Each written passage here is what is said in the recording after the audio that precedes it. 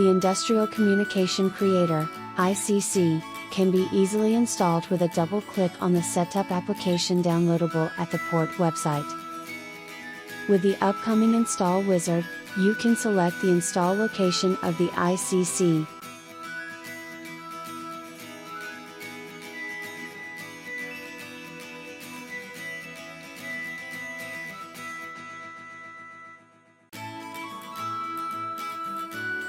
When the installation is done, you can create shortcuts to the application on the desktop if required.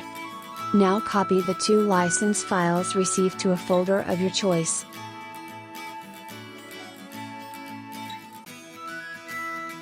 You can start the ICC with a double click on the previously created desktop icon. After a few seconds, the main user interface appears.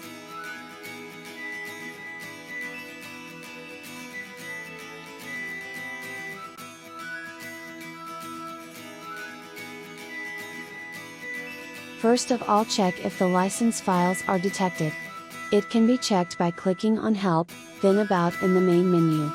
In the About dialog, you can see the full name and version of the tool and if the supported features were licensed, full version, or not, demo version.